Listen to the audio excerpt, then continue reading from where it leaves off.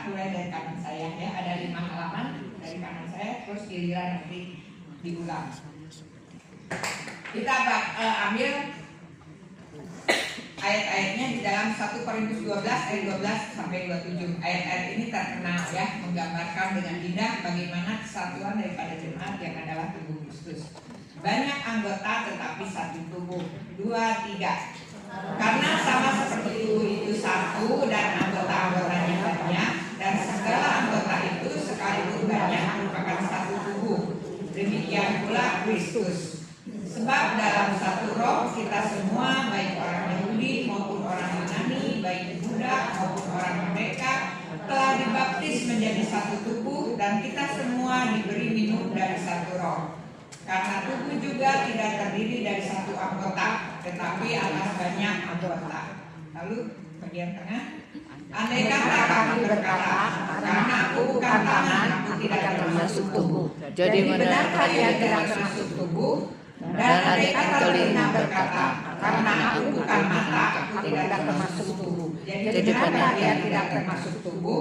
Andai kata tubuh seluruhnya adalah mata, di manakah pendengaran? Andai kata seluruhnya adalah telinga, di manakah penciuman? 2, 3. Tetapi Allah telah memberikan kepada anggota masing-masing secara khusus suatu tempat pada tubuh seperti yang dikehendakinya.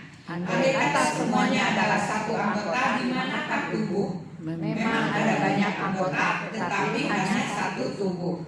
Jadi mata tidak dapat berkata kepada tangan, aku tidak membutuhkan engkau. Dan kepala tidak dapat berkata kepada kaki, aku tidak membutuhkan engkau.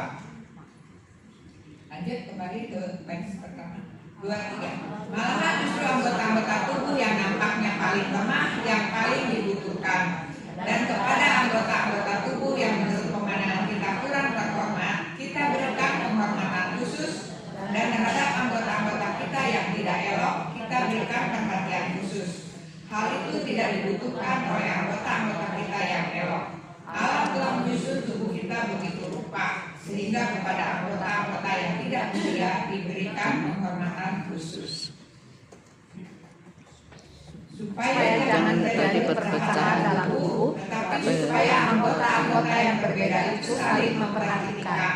Karena itu, jika satu anggota menderita, semua anggota turut menderita. Jika satu anggota dihormati, semua anggota turut bersukacita. Kamu semua adalah tubuh Kristus, dan kamu masing-masing adalah anggotanya. Kita baca bersama-sama ayat 27 ya. 2, 3. Kamu semua adalah tubuh Kristus, dan kamu masing-masing adalah anggotanya. Sekali lagi kita tundukkan kepala kita, masuk dalam menjadi kumpulan, gitu ya. Karena dipanggil oleh Tuhan, kita bisa percaya kepada Tuhan Yesus, kita percaya kepada Roh Kudus, kita percaya kepada Allah Bapa, dan kita tidak boleh sendiri, ya. Ada beberapa perumpamaan atau ilustrasi kumpulan orang percaya itu di dalam Alkitab bisa disebutkan sebagai kawanan domba, bukan seekor domba, ya. Jadi meskipun sekarang kita bisa online, di handphone kita ini kita bisa belajar berbagai macam Alkitab, bahkan sekarang tinggal chat, ya. Hamba-hamba Tuhan, saya juga suka ya kalau misalnya mau renungan di kitab 1 Korintus 12 ayat 12 sampai 27 di chat, wah si AI itu pintar sekali, komplit ngasihnya ya. Tapi biasanya nggak cukup cuma satu, renungannya, PA-nya, eksegese-nya gitu kan, kemudian doa sama Tuhan, diolah, dimasak lagi. Jadi nggak cuma asal jiplak ya. Nah, dengan kata lain, kalau kita mau dapat firman Tuhan itu sekarang, mau dapat makanan rohani itu sekarang gampang. Di sini banyak sekali, ya. Di sini banyak sekali, nggak YouTube-nya, nggak tulisannya, nggak audionya, gitu kan banyak sekali. Terus kenapa kita masih tetap perlu kumpul? Nggak hanya online gitu ya, kita perlu offsite, kita perlu bertemu, bersekutu dengan saudara-saudara seiman kita. Karena jelas dikatakan kita bukan seekor domba. Tetap kita perlu tumbuh, iman kita itu perlu sesama orang percaya lain. Kita adalah kawanan domba. ya, kesatu. Terus ilustrasi lainnya adalah kita adalah bangunan Kristus, bangunan ya. Kita itu ibarat bangunan. Jadi bukan pasir, bata, gitu kan, semen, bukan yang terpisah-pisah, tapi orang percaya itu adalah bangunan bait Allah. Jadi kita harus bergabung, bersatu supaya kelihatan indahnya dan bisa menjadi tempat perteduhan bagi banyak orang, ya. Dan sekarang kita belajar mengenai satu ilustrasi yang sangat indah, yang lebih jelas lagi, yaitu kita adalah tubuh Kristus. Kita adalah, berarti nggak ada pilihan, boleh jadi tubuh Kristus, boleh enggak, ya. Atau kita seperti, misalnya, berarti cuma mirip-mirip. Tapi ini dengan jelas dikasih tahu identitas. Kalau adalah itu identitas saya adalah penginjil, berarti identitas saya memang penginjil. Kalau misalnya saya seperti penginjil, saya penginjil bukan? Bukan ya, mirip-mirip gitu ya. Nah kalau misalnya orang-orang percaya itu seperti tubuh, berarti bukan tubuh ya. Tapi dikatakan orang-orang percaya kamu adalah tubuh Kristus. Jadi identitas kita itu, orang percaya itu harus menjadi satu bagian sebagai tubuh Kristus. Nah jadi kita penting belajar hari ini sebenarnya apa artinya, ya, apa artinya dan bagaimana caranya kita menjadi tubuh Kristus. Bagaimana kita menjadi tubuh Kristus, gitu kan? Bagaimana kita bisa menjadi kerjasama dengan sesama orang percaya lain yang berbeda-beda, beragam-ragam. Tapi buat bangsa Indonesia itu dari TK, SD, gitu kan? Kecuali mungkin dulu kalau yang cuma sisya nggak tahu ya. Diajarkan nggak Bhinneka Tunggal Ika? Diajarkan juga ya, di sekolah-sekolah Mandarin cuma sisya zaman dulu juga diajarkan Bhinneka Tunggal Ika ya, karena itu lambang negara kita. Jadi kita diajar untuk bersatu di dalam kebinekaan. Meskipun ini selalu dirongrong sepanjang sejarah dengan mulai dari zaman penjajah ya, dengan sistem atau taktik divide et impera, dipecah-pecah gitu ya, diadu domba, dijadikan kambing hitam dan lain sebagainya. Dan sayang sekali yang minoritas Chinese sering dijadikan kambing hitam ya, pecah belah, setara gitu kan. Nah, karena tahu, para penjajah itu tahu bersatu bangsa ini akan kuat, tapi bercerai mereka akan runtuh. Nah, apalagi kita ya yang hidup di Indonesia, kita ngerti sekali pentingnya kesatuan dalam keragaman. Jadi tadi dengan jelas di zaman gereja mula-mula juga Paulus katakan, baik kamu orang Yahudi atau kamu yang bukan Yahudi. Dulu itu orang Yahudi dan non Yahudi itu ada tembok pemisah, kayak tembok Berlin gitu ya, yang belum diruntuhkan. Rasul Paulus yang sangat giat, salah seorang rasul yang sangat giat, meruntuhkan tembok pemisah antara orang Yahudi dan bukan Yahudi. Karena dulu orang yang bukan Yahudi itu dianggap kafir, ya. Orang-orang yang bukan umat perjanjian lama, bukan orang Israel, bukan keturunan Abraham secara fisik, itu disebutnya kafir. Mereka tidak boleh, boleh sih menjadi pecinta atau apa ya, simpatisan. Boleh menjadi simpatisan Yudaisme, ajaran Israel gitu kan, agamanya Israel boleh, tapi mereka tidak sama dengan orang Yahudi. Jadi kalau ke Bait Allah, hari-hari raya di Bait Allah di Yerusalem ya, itu pusat daripada keagamaan Yahudi. Itu mereka hanya boleh di luar sekali, di halaman pun tidak boleh. Jadi orang-orang kafir, bangsa-bangsa asing yang tertarik dengan Yudaisme, dengan agama Yahudi, mereka nggak boleh dekat-dekat, jangankan masuk ke halaman Bait Allah, ya. Jangankan masuk ke dalam ruang Maha Kudus gitu kan, di halamannya pun tidak boleh. Mereka harus ada di luar halaman. Jadi begitu tingginya tembok pemisah itu.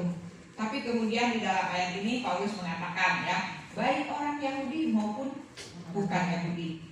Kemudian pada masa itu masih berlaku zaman perbudakan.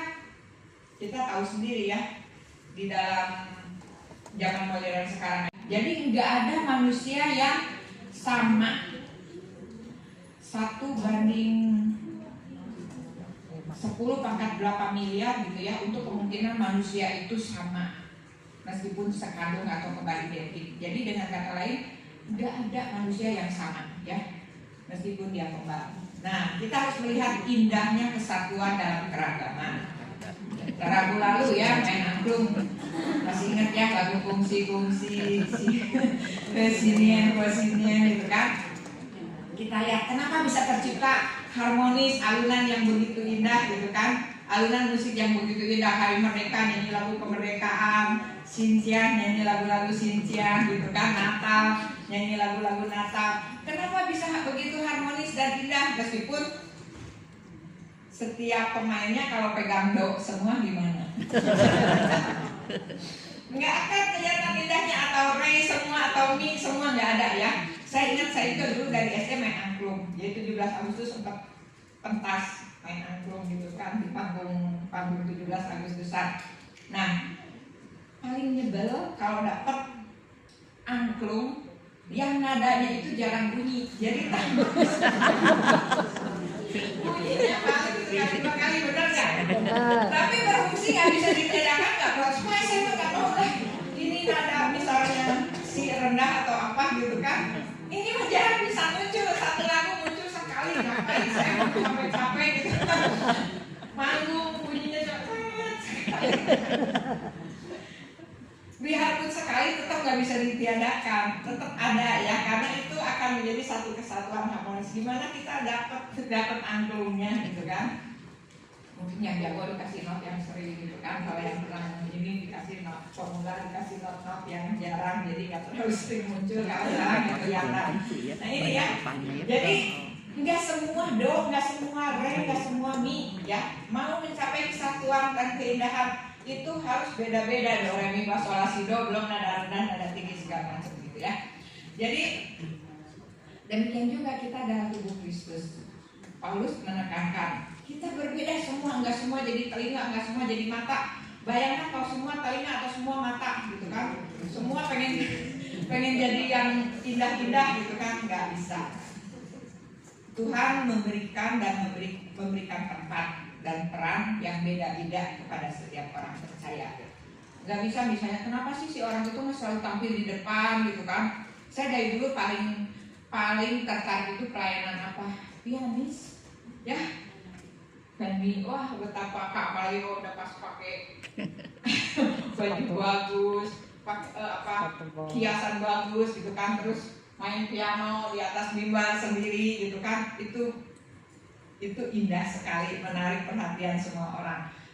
Kita nggak bisa pengen menjadi yang utama atau yang dihormati sama semua orang, jadi pengkhotbah, jadi pemimpin gitu kan, jadi leader, jadi majelis, jadi penatua baru mau bergerak, kalau nggak mau, nggak bisa, karena Tuhan memberikan tempat dan peran masing-masing ya, meskipun nggak kelihatan atau terasa kecil, tapi tidak ada satupun orang percaya yang tidak ada tempat dan tidak ada peran, sama seperti tubuh ya. Tidak ada satupun yang Tuhan ciptakan, sekalipun gigi belakang, saya juga nggak tahu ya, gigi gerak bungsu belakang itu nggak ada pasangannya, ya. Jadi dia cuma gini, ini yang gusi seolah-olah nggak ada gunanya. Tapi minimal berguna untuk merapatkan supaya gigi kita nggak renggang. Jadi waktu dokter gigi katakan ini gigi bungsu kamu ini bikin, karena gigi bungsu saya itu ada kelainan ya. Gigi bungsu dengan gigi yang sebelahnya itu carang gitu, jadi makanan itu nyelip di sana. Jadi dokter bilang udah gigi bungsu kamu itu nggak ada gunanya, nggak ada pasangannya, dibuang aja. Jadi nggak bikin keropos gigi yang sebelahnya. Kalau nggak gigi sebelahnya itu kan selalu keropos karena disikat ada makanan yang keselip gitu kan. Tadinya saya nggak terlalu ngerti ya, tapi terakhir saya dikasih lihat, pikir-pikir benar juga nggak ada gunanya karena ada jeda gusi. Cuma kalau nggak ada jeda, itu gigi bungsu berguna untuk supaya gigi yang lain itu jadi rapat. Kalau dicabut maka semua akan menjadi cacat. Manusia bukan ciptaan Tuhan. Aneh. Ini luar biasa sekali. Sistem tubuh kita itu luar biasa sekali. Ya, pasti ada penciptanya. Ya. Jantung udah jelas itu yang paling utamanya kita. Jadi kita baru kehilangan supir kita Pak Ujang ya karena serangan jantung. Itu kalau orang sakit jantung saya ikut deg-degan ya, saya suka pastikan gitu kan si jantungnya itu terkontrol karena jantung itu vital. Begitu berhenti udah. Kemudian hati, liver, pankreas dan lain sebagainya, semua itu harus kerjasama untuk mendatangkan tubuh yang sehat, ya. Tubuh yang sehat, di dalam tubuh yang sehat terdapat jiwa yang sehat, mental yang sehat. Jadi kita bisa lihat tiap anggota tubuh Tuhan ciptakan untuk berperan sehingga tubuh itu bisa bergerak, bisa berfungsi, melakukan aktivitas setiap hari. Nah, gereja adalah tubuh Kristus. Ini satu hal yang indah. Mereka itu harmonis. Kalau nggak harmonis, satu aja sakit, semua sakit. Saya sering nggak bisa tidur. Kenapa? Ini punggung mulai terasa panas, kuping mulai berdengung karena makan obat kolesterol ya. Kuping mulai kadang berdengung, mata kering kadang kering. Nah, kalau udah kondisi gitu, seluruh tubuh ikut ya susah tidur. Kalau pas terasa itu semua susah tidur, bukan karena banyak pikiran ya, memang kerjaan juga banyak kadang bisa pengaruh gitu kan. Jadi kita bisa lihat ya, kalau satu anggota tubuh kita jalannya nggak normal, kalau udah di atas kepala mulai 5, mulai 6 kan mulai rada-rada kerasa ya. Saya udah kepala 6 itu semua udah di perbatasan kolesterol batas tinggi kalau makan obat tinggi ya. Diabetes batas tinggi, pokoknya penyakit-penyakit itu di batasan, artinya nggak usah diobatin, cuma udah mulai terasa ada gejala keluhan-keluhannya gitu ya. Jadi salah satu anggota tubuh kita sakit, semua tubuh sakit dan aktivitas kita terganggu. Nah, jadi kita bayangkan gereja adalah tubuh Kristus. Kalau setiap anggota sakit, ada anggota yang sakit, kita harus ikut merasakan karena itu akan berdampak ke semua. Semua harus saling mendukung dalam kasih, ya. Semua harus mendukung dalam kasih. Mobil juga sama ya. Mobil juga spare partnya satu rusak enggak, satu mesin bisa rusak. Kemarin waktu saya di bengkel di keluar dari tol itu ya, yang saya karena kupingnya jelas-jelas rusak gitu kan. Yang sebelah saya lebih lagi, dia habis 5 juta lebih.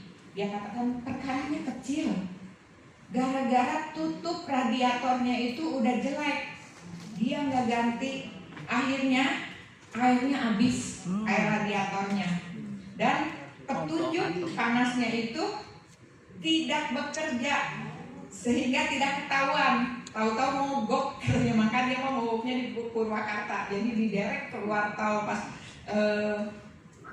Pasir Koja ya. Bukan Pasir Koja, keluar tol Padalarang itu jauh sekali dari tol Purwakarta dan dia habisnya lebih banyak dan dia lebih lama lagi, mana dia harus masih melakukan perjalanan ke Tasik ya. Dia katakan ini yang saya mau lebih lama dari yang ibu, biayanya pun lebih besar. Satu saat itu semua mesin jadi kena ya, semua mesin kena, semua mesin harus ditutupin satu-satu, dibersihin gitu kan, lebih berabe. Jadi kita lihat ya, jangankan tubuh manusia, spare part kendaraan pun yang harus bekerja sama semua. Cuma gara-gara sepele aja ya, satu bagiannya rusak bisa merambah ke semua bagian. Nah, sama dengan tubuh Kristus. Apalagi kalau ada sel kanker, satu sel aja menjadi sel kanker bisa cepat menyebar, gitu ya. Jadi di dalam tubuh Kristus kita harus benar-benar menjaga kesehatan kita, apapun peran kita ya. Jaga kesehatan kita, cenderungnya kita pengennya ngegosip, mengeluh gitu kan, nggak puas, menjelekan orang lain, itu jaga. Karena satu sel kanker menjalan gitu kan, menular, itu akhirnya akan merusak semua aktivitas dari gereja atau tubuh Kristus. Saling mendukung di dalam kasih. Kita melihat anggota tubuh Kristus yang lain misalnya punya kelemahan, jangan digosipkan, tapi direparasi. Dengan keahlian kita, dengan talenta kita lakukan pendekatan untuk dia menjadi sel yang sehat. Ya, kita ini bukan lagi anggota tubuh yang hanya cuma mata, kuping gitu kan, telinga, tapi antar sel, ya, antar sel. Jadi satu sel nggak sehat itu bisa merusak semuanya. Kita harus mendukung dengan kasih, ya, saling menolong, saling membangun. Sehingga di dalam surat Rasul Paulus yang paling sering ditulis itu adalah saling. Hendaklah kamu saling mengasihi, hendaklah kamu saling mementingkan orang lain gitu kan. Hendaklah kamu seia, sekata, sehati, sepikir ya. Saling menolong, saling membantu. saling membangun. Kata saling itu sering. Di sana kita akan melihat keindahannya. Meskipun kita kumpulan orang yang tidak sempurna, kumpulan orang berdosa, kan semua orang telah berdosa. Kita masih dalam proses. Yang nggak ada yang sempurna, termasuk hamba Tuhan pun nggak ada yang sempurna. Banyak, saya juga apalagi, mungkin paling banyak kelemahannya. Ya, nggak sempurna. Jadi kita saling membangun, saling menolong. Nah, kita ingat aja fungsi gereja atau tubuh Kristus. 1 Petrus ayat 29 ya. 9. Kamulah bangsa, 1 Petrus 2 ayat 9 ya. Kamulah bangsa yang terpilih, imamat rajani, bangsa yang kudus, umat kepunyaan Allah. Ya. Dipanggil untuk keluar dari pendidikan baik oleh guru ataupun yang oleh orang tua. Nah, di sana mungkin kita juga bisa berperan gitu kan, edukasi, kesehatan. Banyak ya rumah sakit Kristen juga, poli-poli Kristen. Tapi itu juga kita tidak terjangkau secara detail ya. Kesehatan, aksi sosial dan lain sebagainya itu diakonnya ya. Jadi tugas gereja itu sebenarnya banyak, peran gereja itu banyak dan tidak mungkin hanya dilakukan oleh majelis, oleh pengurus. Semua orang percaya, semua anak Tuhan bisa ambil bagian. Doa sama Tuhan, saya tuh mau Tuhan tempatkan di bagian mana, kemudian saya bisanya memberikannya apa gitu ya. Pasti ada fungsinya, jangan cuma ke gereja tuh cuma duduk terus nggak ada apa-apanya pulang lagi gitu kan. Jadi kitanya juga lama-lama bosan. Bayangin misalnya jadi jemaat 30 tahun cuma dada, duduk, dengar, pulang gitu kan. Duduk, dengar, pulang. Minimal ada kontak dengan saudara seiman ya, ada saling membangun, saling memperhatikan. Nah ini kita baca lagi ya, mau nggak mau kita itu tubuh Kristus. Begitu kita percaya Tuhan, pasti ada tempat dan pasti ada fungsi. Meskipun saya mau usus buntu kayak kelihatannya teh nggak ada guna gitu, ada gunanya ya. Hadir aja udah berguna. 2, 3. Kamu semua adalah tubuh Kristus dan kamu masing-masing adalah anggotanya. Silakan ke sebelah kiri kanan. Pada begitu ke sebelah kiri kanan. Katakan kamu semua adalah tubuh Kristus dan kamu masing-masing anggotanya.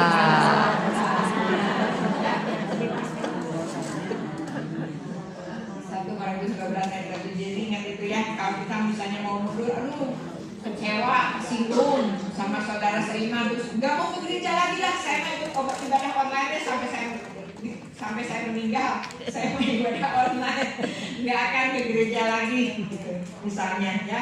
Ingat ayat ini. Nah ini nanti diskusikan, silakan. Ini ada, saya kasih banyak ya, tapi pilih aja 2 atau 3 yang cocok dan dibutuhkan di komitnya gitu kan. Ini bagaimana memandang diri sendiri dan Allah itu bisa saling memberi dan menerima ya, karena antar sel itu memberi menerima ya. Itu si oksigen diedarin tiap hari, si sari makanan diedarin tiap hari gitu kan. Itu saling memberi menerima baru bisa tumbuh sehat. Terus bagaimana cara mengatasi konflik dengan kasih Kristus? Kalau terjadi konflik, bagaimana cara mengatasinya? Kalau konflik itu istilahnya harus win-win solution. Dua-duanya puas dengan solusi. Jangan yang satu merasa menang, aku menang, si itu kalah, salah. Nah itu belum terbaik ya, solusi terbaik. Harus dia merasa, biarpun dia salah, dia merasa puas lah. Konsekuensi kesalahannya itu nggak seperti lebih berat daripada kesalahan dia. Kadang-kadang kalau udah salah orang kita ngedek, dan kamu mah udah salah, ngedek, konsekuensinya lebih berat lagi gitu kan, yang membuat dia tertindas karena berada dalam posisi lemah.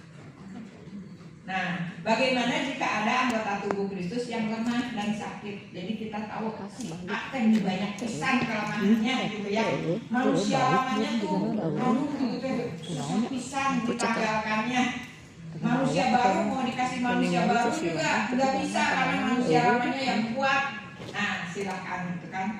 Bagaimana cara mentoring, cara menolongnya. Terus komunikasi juga penting ya. Bagaimana menciptakan komunikasi yang sehat dan penuh kasih antar anggota tubuh Kristus. Jadi cara kita bicara itu penting ya. Misalnya kalau kita ngomong, kamu teh kebiasaannya udah nyalain lampu tidak mau dimatikan. Saya sudah biasa ke suami gitu, kamu bagian nyalain lampu ya, aku bagian matiin lampu. Saya juga suka jadi kesal gitu kan. Tiap kali dia mau biar nyalain lampu, saya pun matiin. Ruangan yang ada orang aja yang dinyalakan gitu. Yang gak ada orang nggak bisa dinyalakan, takut tikus. Kesal memang ya, kalau kamar mandi matiin kecoa pada keluar di belakang, tikusnya biarin aja udah. Nah ini jadi komunikasi itu penting ya. Jadi kalau kita bisa bahasa yang lebih halus, apalagi kalau ya memang kalau sama orang-orang yang dekat mah memang kita lebih to the point gitu kan. Meskipun menyakitkan itu udah biasa. Tapi kalau sama orang-orang yang bukan istilahnya mah sehari-hari ketemu, baru cuma ketemu seminggu sekali, seminggu 2 kali, ya kita bahasanya ya. Tolong kalau bisa menghemat listrik. Kalau sudah nyalakan matikan lagi, beda kan ya. Komunikasinya beda begitu, jadi komunikasi.